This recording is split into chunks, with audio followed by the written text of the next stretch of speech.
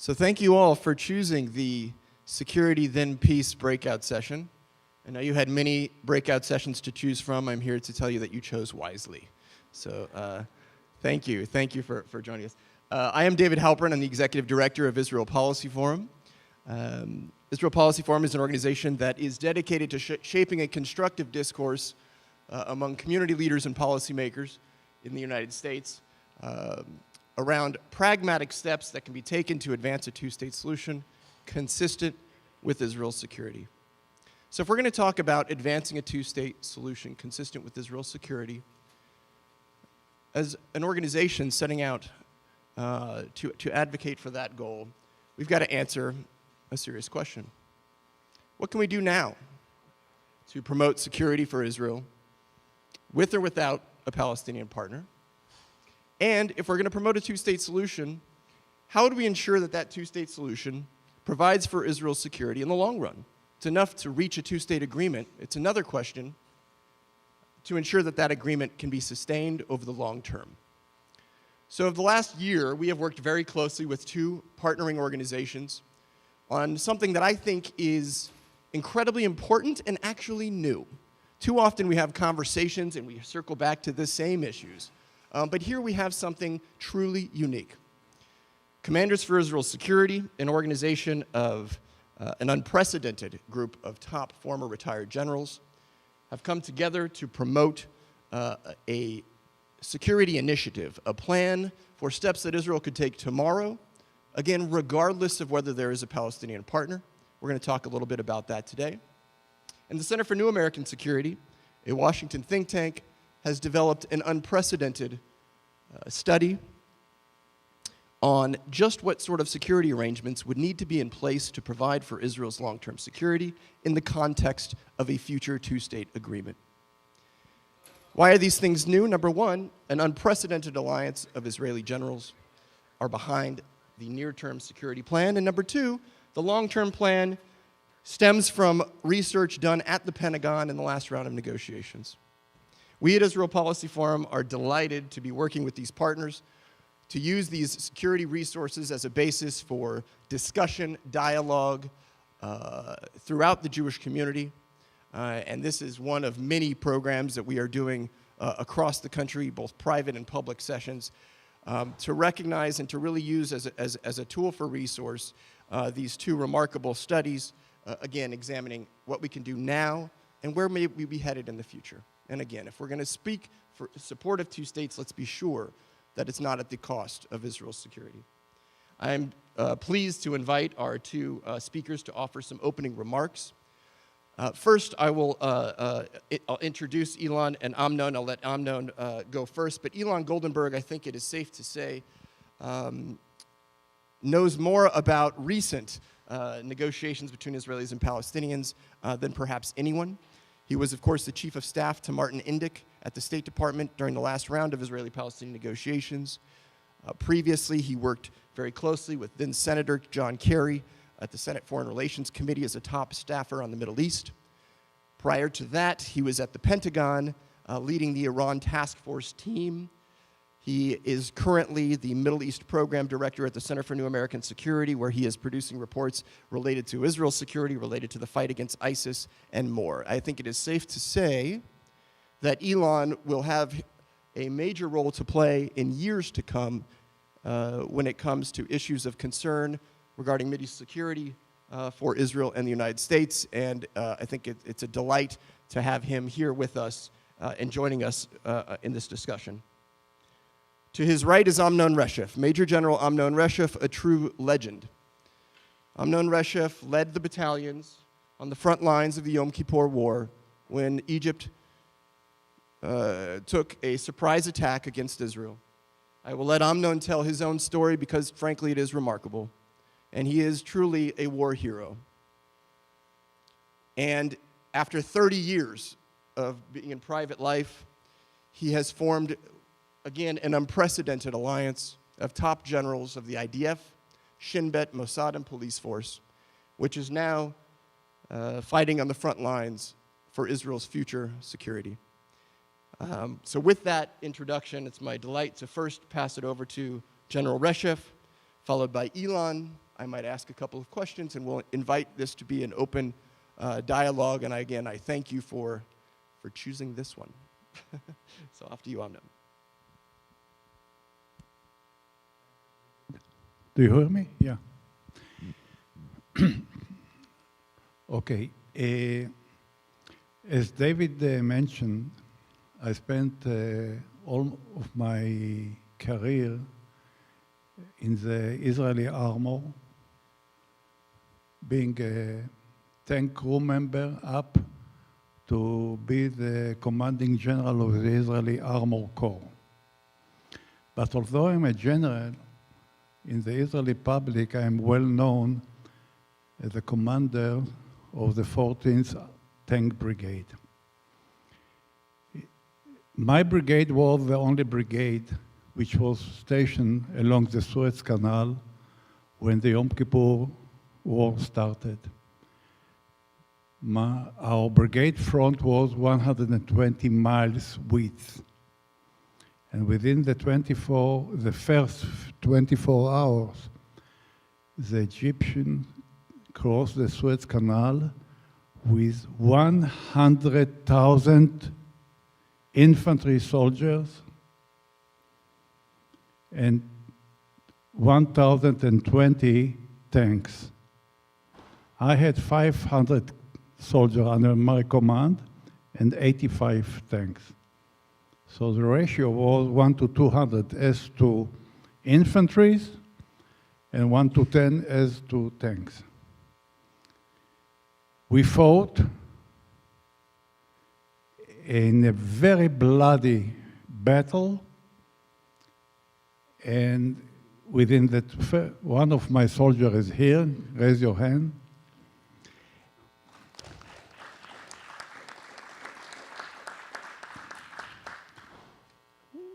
I lost most of my brigade in the very first 24 hours.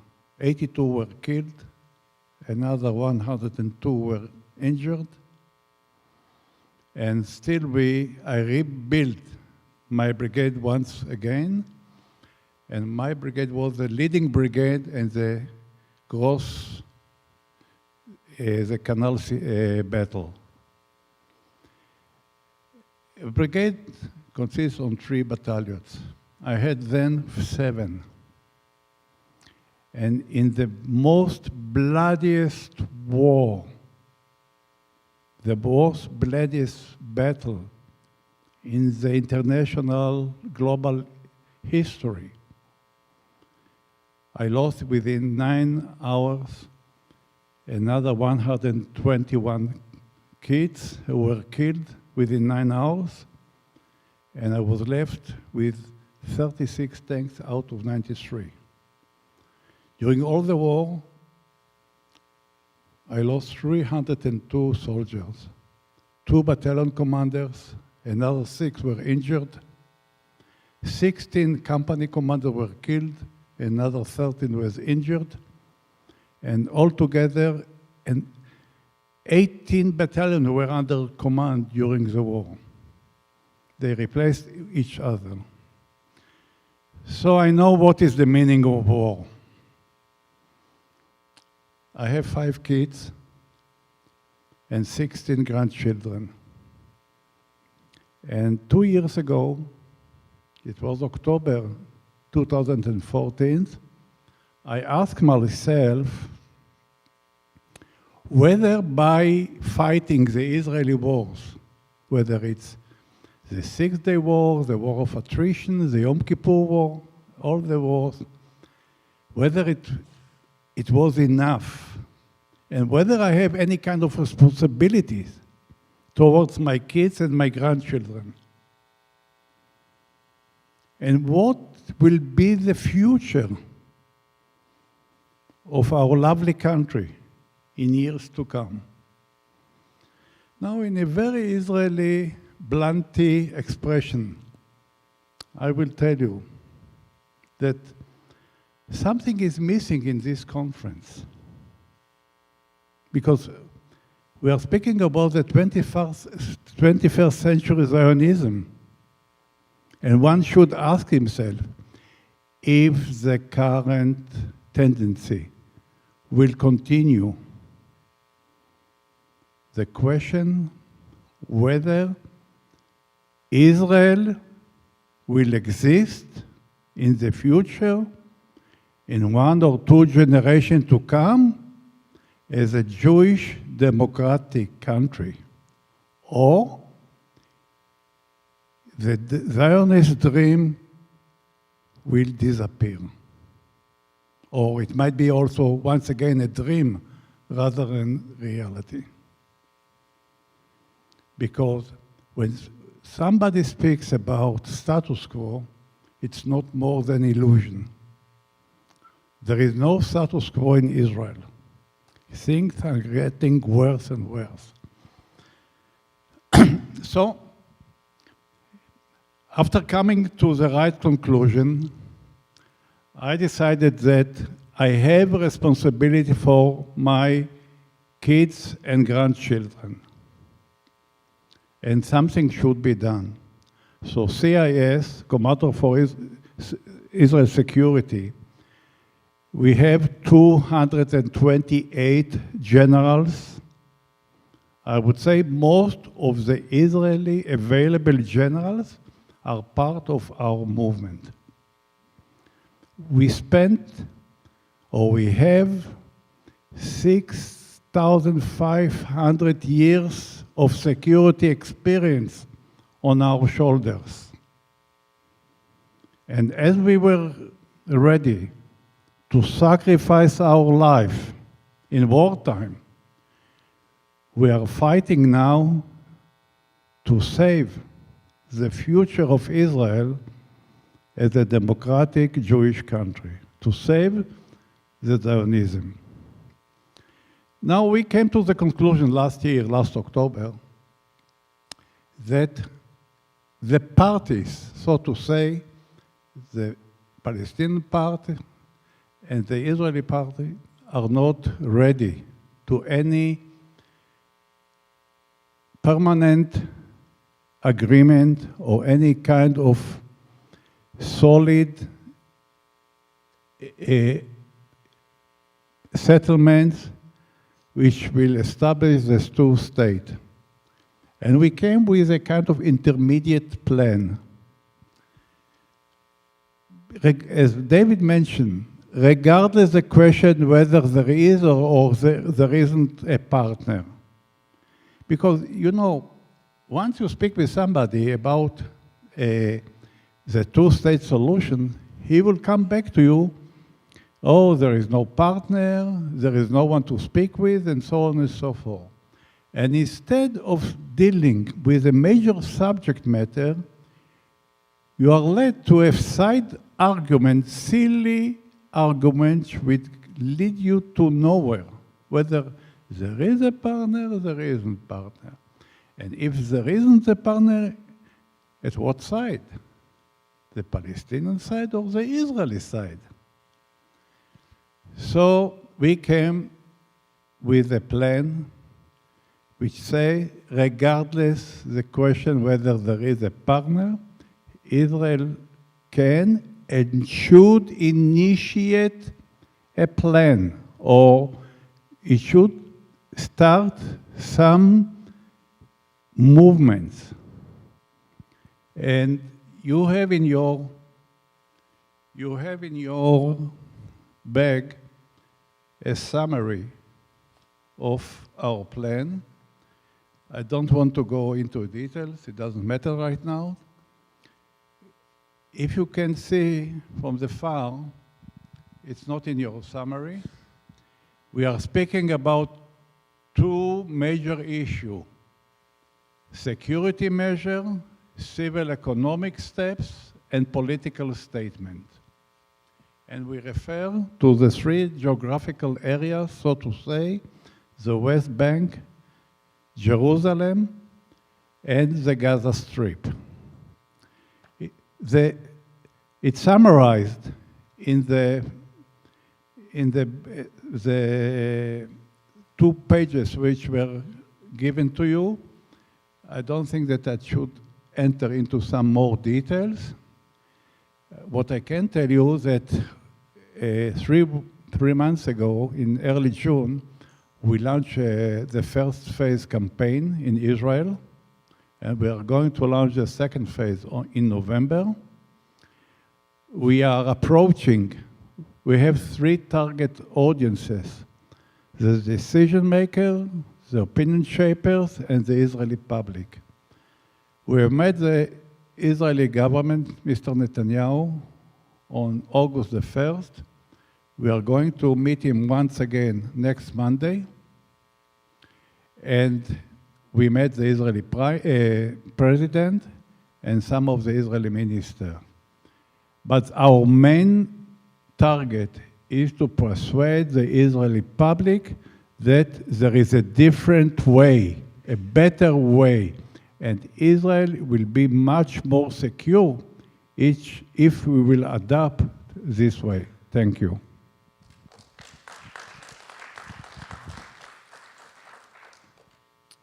Thank you, Amnon, and I'm sure that we'll begin to dig a little deeper as we go into questions as well. But I think that was a great overview of introduction to the plan. I'll now turn it over to Ilan to talk about, so assuming there is a Palestinian partner, and assuming we do have an agreement and a handshake and a deal on the political issues, what sort of arrangements are actually needed to ensure that that deal would stick? And Ilan, perhaps you could tell us a bit about how you've developed this plan as well. Thank you. Sure. Thanks, David. Everybody can hear me okay? So, as David mentioned, I was part of the negotiating team during the last round of Israeli-Palestinian negotiations. I guess we sort of the carry round in 2013 and 14, if folks remember. And one of the central things that came out when that process fell apart for the negotiators, when we walked out of those negotiations, was this conclusion that security had become a central and paramount issue for Israelis.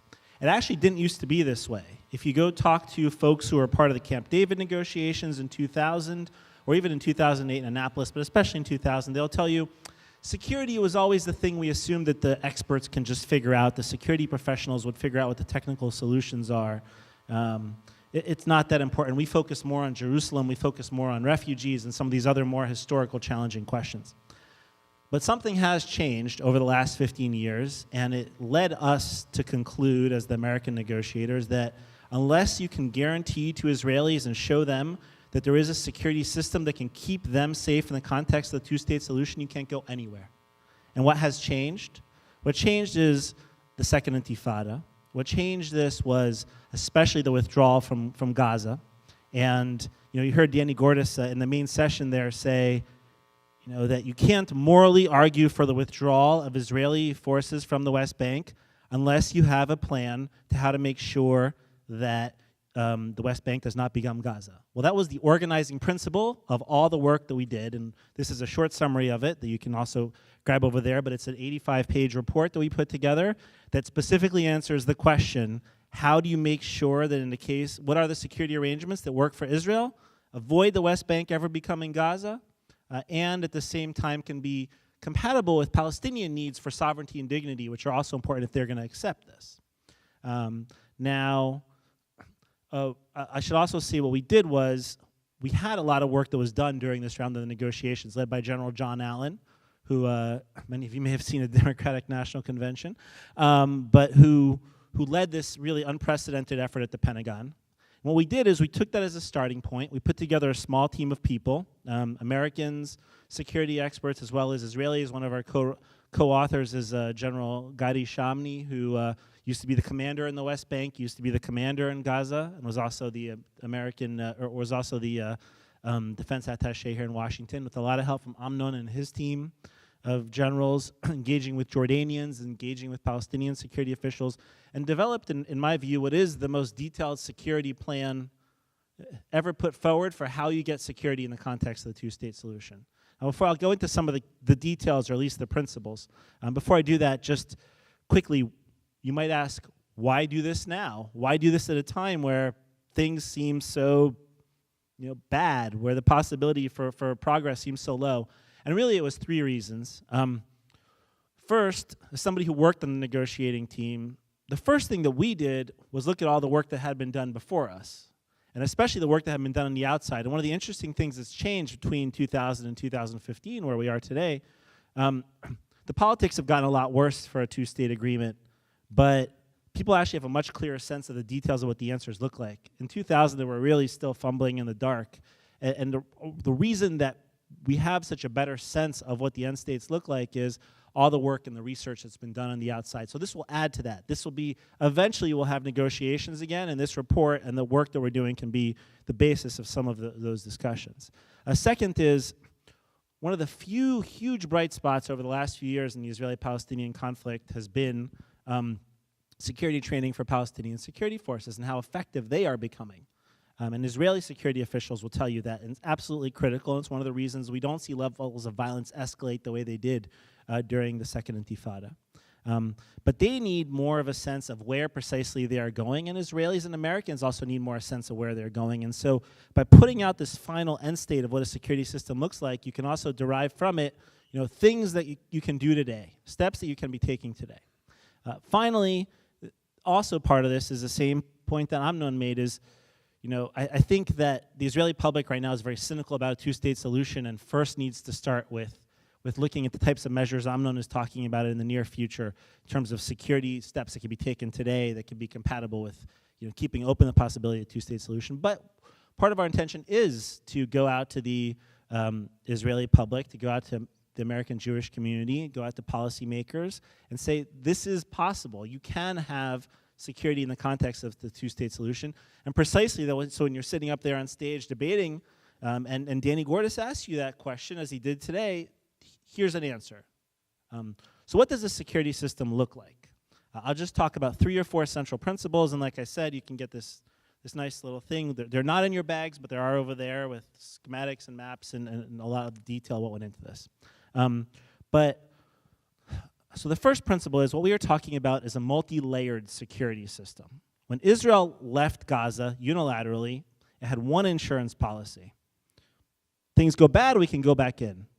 Turns out that's not a very good insurance policy. And the costs of that are incredibly high, and so despite everything, Israel has not gone back in. We're talking about 7 layers of security instead, all of which are to ensure that the West Bank does not become Gaza. The first of those layers is going from, I guess, let's start from the inside out. The first of those layers is a very effective counterterrorism security system inside the West Bank. You already have Palestinian security forces who are being trained to a certain level, but what you can do is take just a small number of them, you're talking about 30 to 60, and train them to this elite counterterrorism level where they're still, the new Palestinian state's still demilitarized, but these forces are capable of doing the types of very difficult snatch and grab operations that are necessary. And not just building that force, but then also building essentially a vetted and secure system that goes all the way through the prosecutorial process and facilities for holding these types of suspects to ensure that you don't have this problem where you have what is often called a revolving door. Palestinians might arrest somebody and then let them out the next day. So the system is designed to really, at the internal level, is designed to address that. The second is a much more effective border security system than the one that exists today. Actually, during the negotiations, our people went closer or further away? Further away. All right. Our people went and tested the Jordanian border. And there's a lot of concern about whether that border could become an area for smuggling, whether that border could become a problem for future forces coming from the east. We actually tested that border, kicked the fence, waited 20 minutes for the IDF to show up. The United States can do much better, and Israel can do much better with some external support, and build a system that essentially, working with Jordanians, Israelis, and Palestinians, putting in place a combinations of fences, sensors, and forces that would be able to see any threat coming from Jordan a few miles out, and be able to stop it on the Jordanian side before it ever even got to the border, and would be much more effective than what exists today, as well as a system in terms of the border between Israel and the new state of Palestine as well on their border, which would have also all kinds of special different areas to ensure special security for areas around like Ben Gurion Airport, and to ensure, again, no ability to smuggle or cross over the security barrier. The third layer of security then becomes external relations with the Arab world, which are dramatically better in the context of the two-state solution. And already we have excellent security and intelligence cooperation between Israel and Jordan, Israel and Egypt, some with Israel and Saudi Arabia very quietly. But think about how much more effective all this security cooperation could be in the context of an agreement. So that becomes another layer of security. Beyond that, you've also got, in all of these instances, at the end of the day, if you have a situation where Israel must act by itself to defend itself, it still has the capacity to unilaterally take action inside the new Palestinian state, if it must. Now, the Palestinians will never agree to this, but they don't have to. Israel already does this in Lebanon. It does this in Syria. The United States, for example, did this in Pakistan. When it took out Osama bin Laden, for example, sovereign states act to defend themselves. So this ability to go back in exists, or at least to take out, for example, if there's a ticking time bomb scenario, Israeli intelligence knows about it. That's another layer of security. The challenge is you want that to be the final layer of security. You don't want it to actually have to be used very often, because every time it gets used, it creates problems politically with the Palestinians. There's a risk if you do this too much, it just causes the entire agreement to blow up, and the Palestinians will never go for that. So the whole purpose is to have all these other layers that exist to make sure that you don't have to get there. Another critical layer, and this is really one of our concepts, and I'm going to pick up my paper because I want to get the language right on this, because I consistently forget it. We call a conditions-based, performance-dependent, area-by-area phased redeployment. Okay. With target timetables. Can't forget that part. What does that mean? Israelis and Palestinians, one of the biggest challenges in trying to get to an agreement is Israelis insist on having a veto before the IDF moves out of areas in the West Bank. Meanwhile, Palestinians insist that there's a clear timetable and don't trust that Israel will leave if the conditions are based up to it. What this tries to do is essentially create a mechanism that squares that circle. You have security professionals get together at the very beginning and lay out very clear conditions in great detail, Americans, Israelis, and Palestinians together, of what conditions need to be met from a security perspective in order for Israeli redeployment to happen from a particular area in the West Bank. You then have a process by which Israelis, Palestinians, and Americans work together to build up and meet those criteria and conditions. And then you have a separate set of actors beyond the trainers who judge whether the criteria have been met. Again, combination of American, Israeli, and Palestinian. If on the first round through this judgment, there's disagreement and people feel that there's no, especially the Israeli side feels that conditions are not right yet, you have what's called a remediation process. It goes immediately back. Israel has a veto on the first round through. And so then there's a remediation process where the same Israeli, Palestinian, American planners sit down. They plan out what the gap between where the Palestinians are supposed to be and where they are, and you work to fill that gap, and then you have another moment to again test where they are.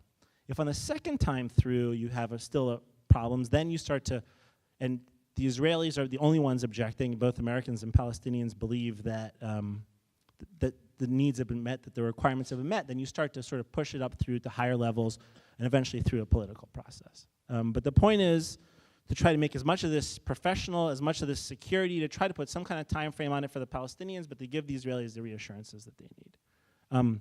Two final sort of critical points and one additional layer and then a critical point. The final layer or additional layer is a small American force meant for a number of reasons.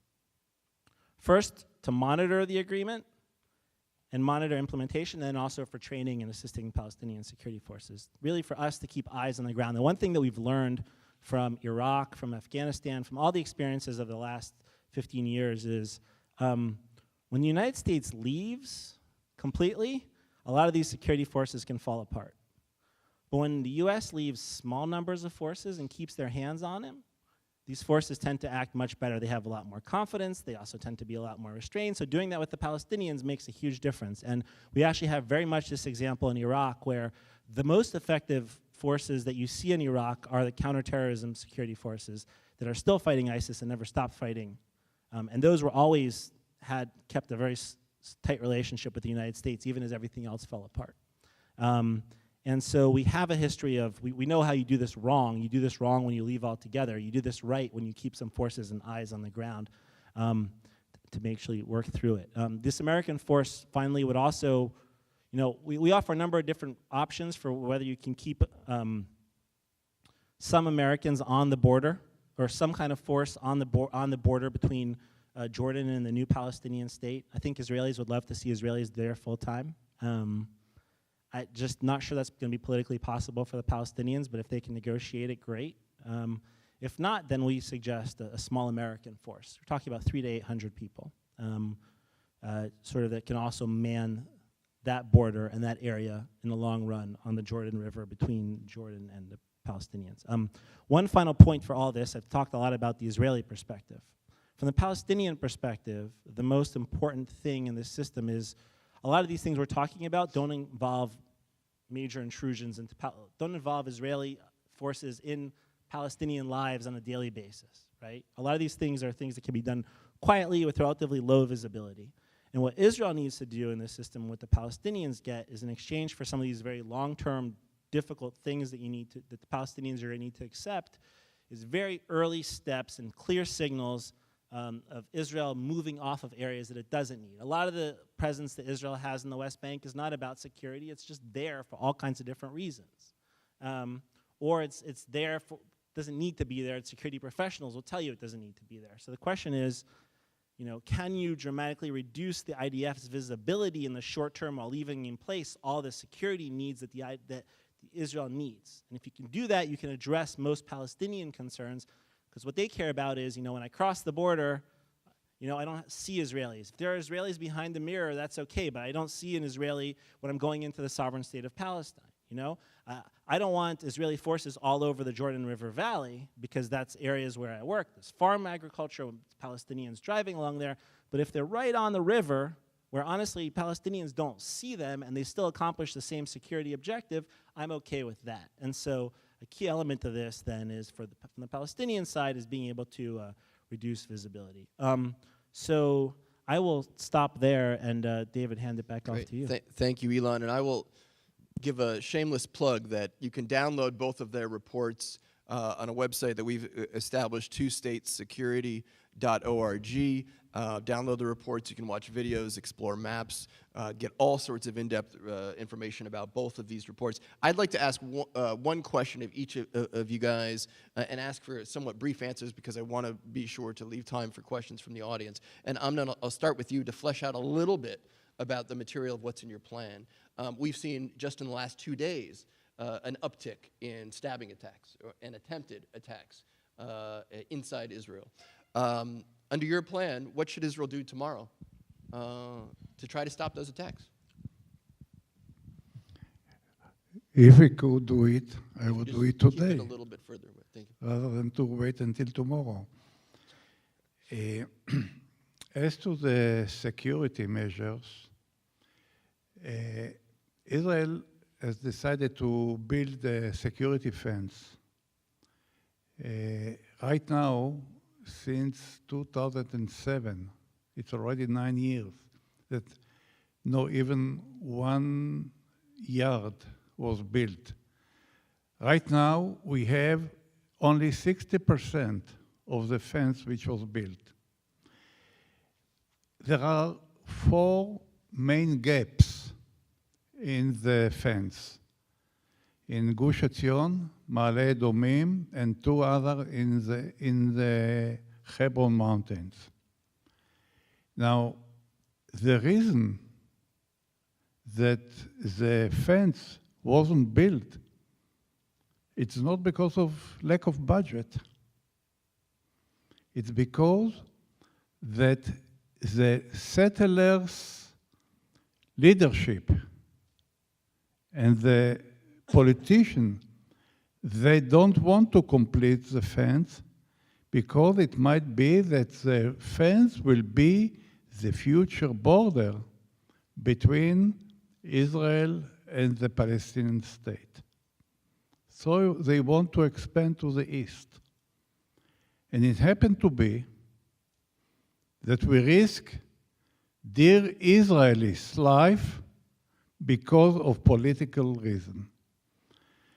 Then we have a problem of the illegal Palestinians who are crossing the not existing fence into Israel.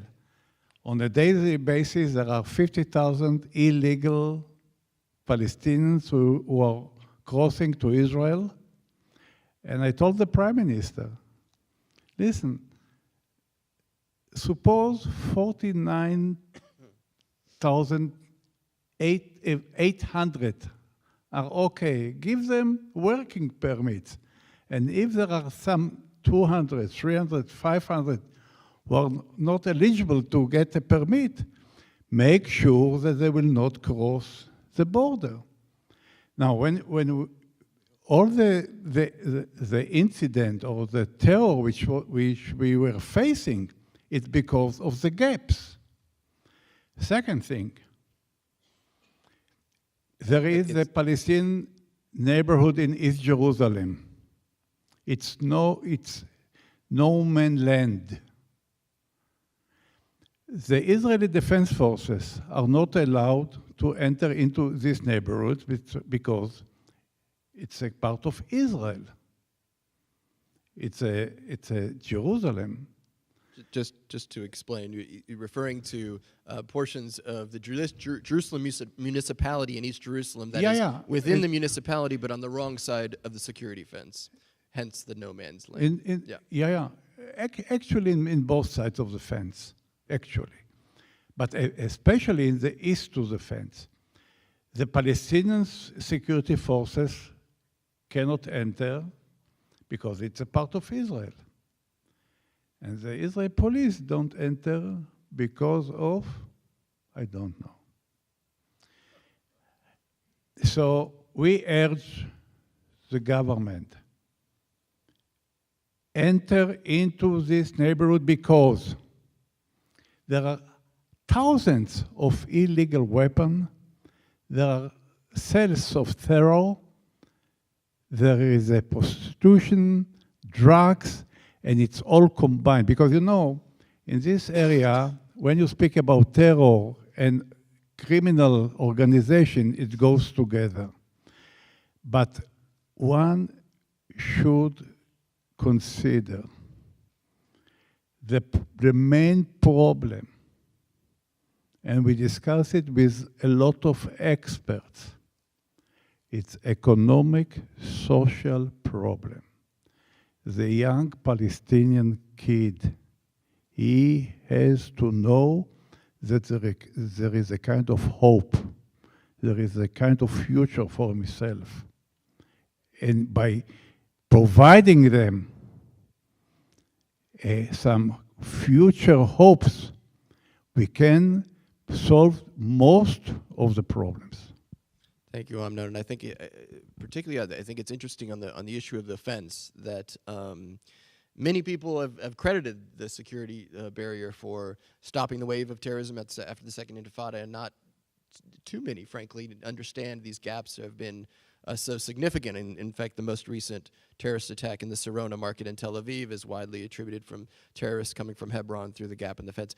Ilan, I want to go a different question for you. This report that you all have created is really based in the research that was done at the Pentagon under General Allen. And I think famously, General Allen's final report was never published. And the only remark we ever had from the Israeli government was from the defense minister, Bogi Ya'alon, at the time, who said that it wasn't worth the paper it was written on. And so when we went to develop and work on this project, I expected much of the pushback to be from the Israeli right. And instead, what we have seen is much of the pushback has actually been from the Palestinians, who say that this is essentially giving Israel the full control over security and putting the Palestinians aside. So I wonder if you could respond to the criticism of this report, both from the Palestinian perspective and perhaps from the Israeli perspective. Sure. From the Palestinian perspective, look, we had a lot of conversations with Palestinian officials about this. The reality is, there's a formula for getting to a two-state agreement. And on borders and security, it involves Israeli willingness to make concessions on borders for Palestinian willingness to make concessions on security. The assumption of our report was the Palestinians will make concessions on security. And if you give the Palestinians here's a report with all the concessions you're going to make, you don't get a great response. But that's not the assumption the report makes. The assumption the report makes is, okay, there will be a Palestinian state with borders based along the 67 lines with swaps, reciprocal swaps, probably equal size, whatever. We didn't even get into that level of detail, but reciprocal swaps to make sure that some of the large Israeli settlement areas end up in the state of Israel. But fundamentally, you're going to have the 67 lines, and here are the security requirements that come with it. When you start having that conversation with Palestinians, you're totally in the ballpark. And that is what we found. And so that's the way we thought about it. From the Israeli side, yeah, we've gotten a very positive response from a lot of Israelis, especially from Israeli security professionals, and we've also briefed it in the United States. In Congress, we've had very positive responses from people and across the board. We never, during the negotiations, one of the challenges that we had was that, I don't think that the Israeli security professionals were ever free to fully engage on this project, respond to their American interlocutors because of political limitations, the way that we were able to do this. And that's from the beginning. There was a lot of skepticism from the political leadership about ever moving ahead with any of this, not from the security officials. And so that's where some of that concern came from. I think, the biggest pushback you get from Israelis is still, we don't have a partner and none of this is implementable unless you get a deal. And fine, we're not arguing about that right now. I think that the case we're trying to make is, if you did have a partner, and you could do this. It's not inevitable that, that if you leave the West Bank, it becomes Gaza. There are ways of doing this over a careful, long period of time where that doesn't happen that you could even agree to with the Palestinians, and that's the case we try to make. Great. So why don't we open up for questions? I'm not sure if we have a microphone or not, but there's a lot of questions. Let's use this one, and you can just pick for me. If you could mention your name as well. And I'll give you mine. Can you hear? Okay. You spoke about the border fences for security, but the big risk in the next war, of course, is the missile risk from Lebanon.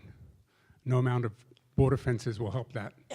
And the new missiles they have, I understand, have a range that covers all the populated areas of Israel. My question is, the Kiryat is the Israeli Ministry of Defense right in the most populated area of Israel. Why can't we move it like yesterday? I'm sorry. The Kiryat, the Israeli Ministry of Defense building, is within missile range of Lebanon, in the middle of the most heavily populated part of Israel. Why can't we move it? And when we complain that the Palestinians have their headquarters in their populated areas intentionally, ours is of course unintentional, but we should move it.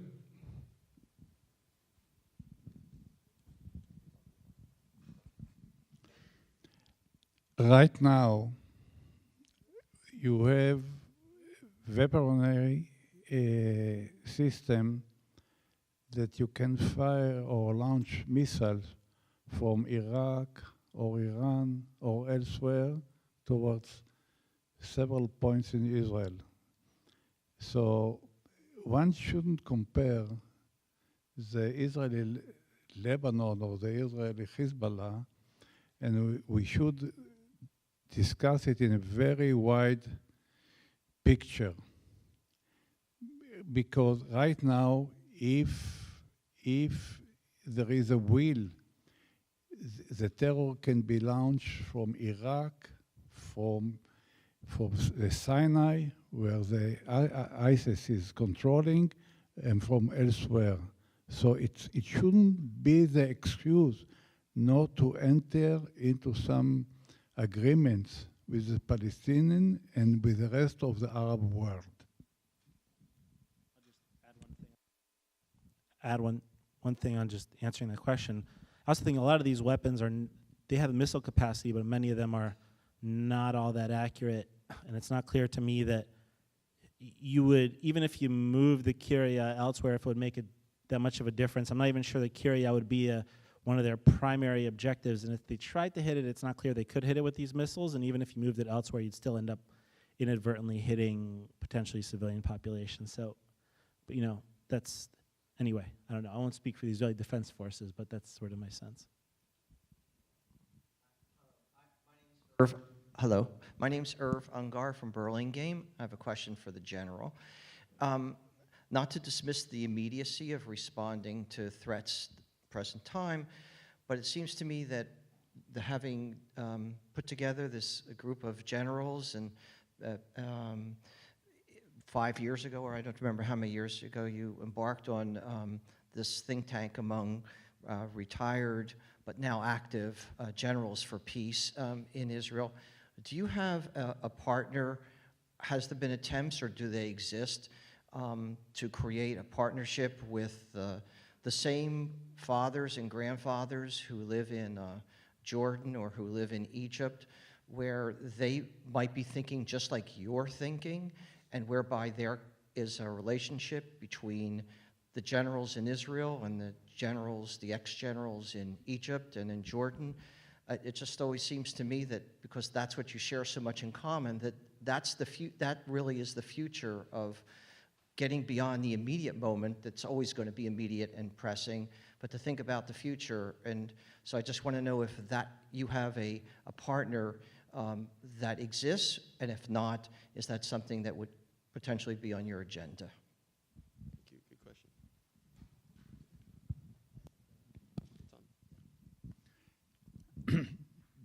question. First of all, one should realize that the situation in the Arab countries are not similar to the situation in Israel, because Israel is a real democratic country, and in the Arab countries, in all the Arab countries, once a retired general or somebody wants to express himself, he would prefer to get the regime approval. Now, we are in a very close relationship with a group of retired Jordanian generals.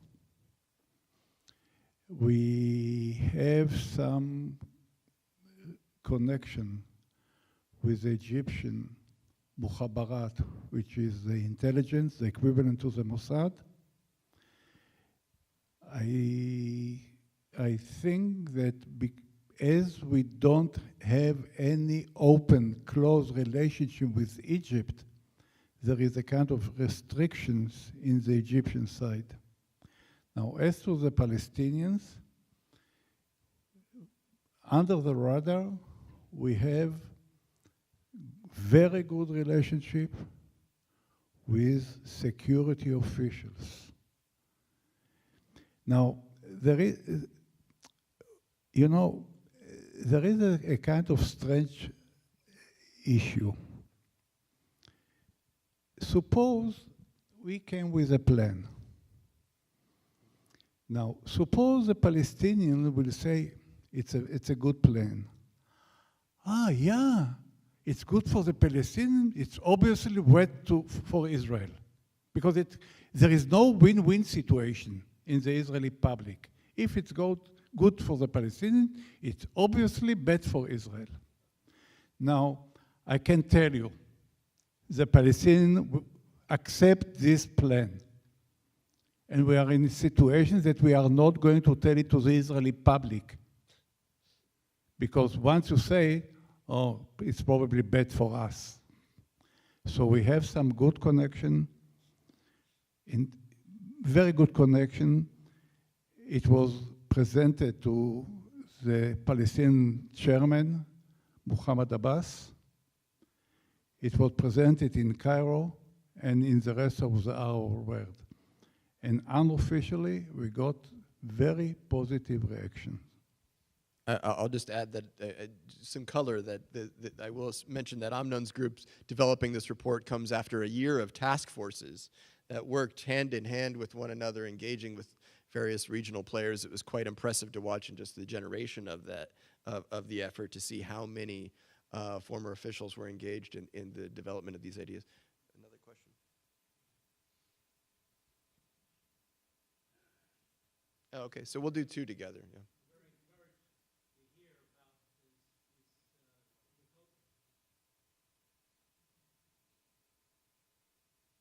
You're in the front row. We can hear you pretty well.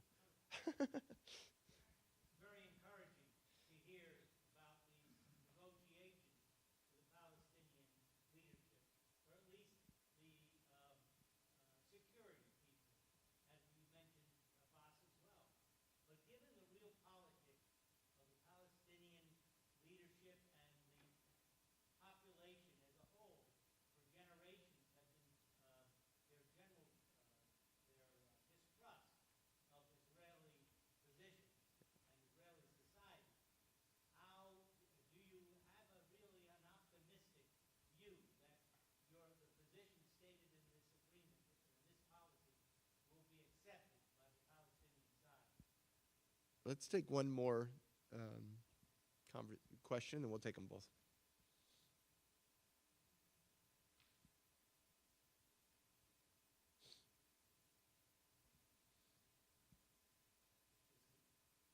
Hello. My name is Eliezer Rosenhaus. You mentioned this problem in trying to come up with a mechanism to give the Palestinian youth a hope. And I'm wondering what sort of activities can be undertaken in that respect. Maybe economic development zones, shared factories at the border. What you have in mind exactly? What exactly do you have in mind to instill hope in the Palestinian youth, whether it's economic development zones or otherwise?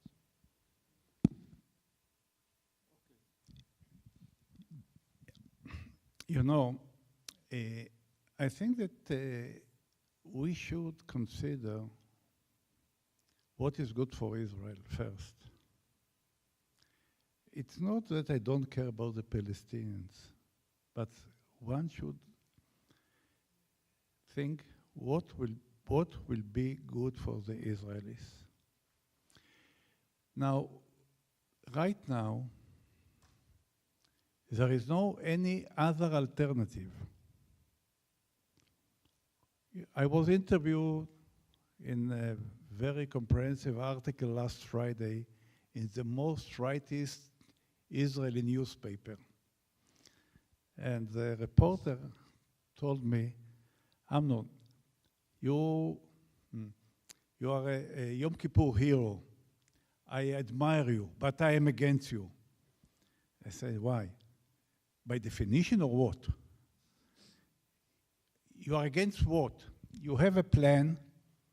What would you reject out of this plan? You know how many subjects he had? 0. He couldn't reject any paragraph of our plan. So the question, what is the alternative? One of our goals out of 4 in this plan, I will mention 2. First of all, is to improve the Israel personal and national security.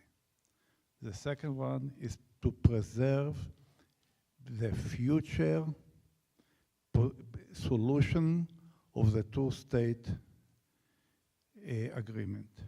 That is our main 2 objectives in our plan. So, regardless whether we have a partner or not, we have to separate ourselves from the Palestinians to allow them to live their life and to allow us to live our life in a secure situation.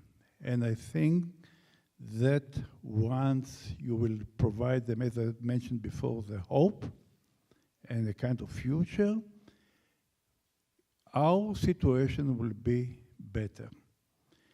So what was the economic? You know, when we came first with our plan, we spoke about Jerusalem, and the immediate solution was to establish or to build a fence or a wall between the Palestinian part and the Israeli part. And it's very simple. And then we got some opposition from members of our movement. And we checked it and we examined it very thoroughly. And we came to the conclusion that once you will provide them better life, once you will provide them economic future, they will behave differently. And we didn't discuss it as to the Gaza Strip. It's the same with Gaza. The same. We have humanitarian issue in Gaza which can be exploded tomorrow morning. Now, when in our plan, we came with a solution to establish a kind of umbrella, municipal umbrella to the Palestinian neighborhood in East Jerusalem. And when I introduced it to the Prime Minister, it was new for him. And to allocate a special budget. You know, in East Jerusalem, I'm not a pro-Palestinian and I'm pro-Israel. In East Jerusalem, there are 320,000 Palestinians. You know how many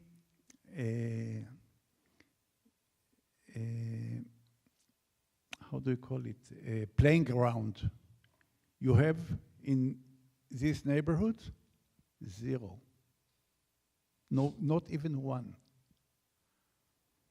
So in nowadays, when they saw the TV with the smartphone, they see what is going in the west side of Jerusalem, and they see that they get nothing. You know, they are 40% of the Jerusalem population, and they get less than 10% of the municipal budget. So once you improve it, you will be in a better position. One thing I want to just go back to this question on the Palestinians. Look, there's societal challenges for Israelis and Palestinians in making an agreement, but a lot of times the way these agreements come together first is even if the societies aren't ready, the leadership is ready, and the leadership can bring the society along. I mean, that's what you look at historically, these types of breakthroughs. And the challenge right now that we have is, I think on both sides, with Abbas and Netanyahu, you have two leaders who, I think both of them believe in the two-state solution, at least my experience from negotiating and dealing with both of them.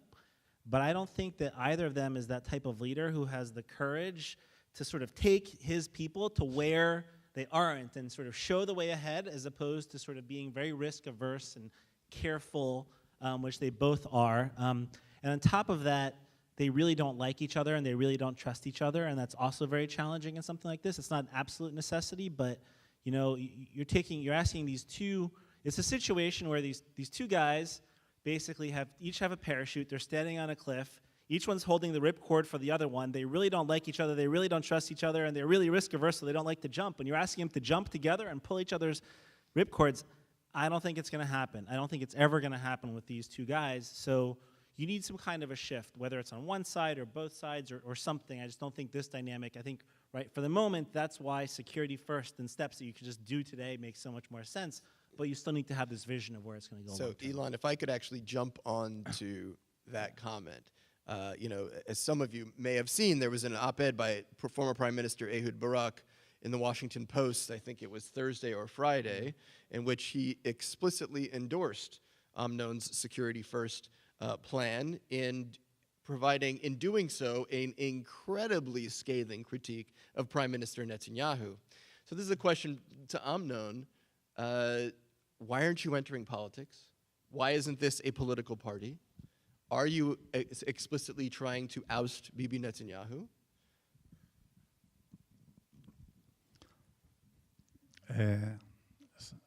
Some personal issue. When I retired from the army 34 years ago, I was strong enough to expose my weak points. I'm not capable to be a politician. I'm too honest. And now, people telling me that, you know, it's a group of 228 generals, and they tell me, let's form a party, a political party.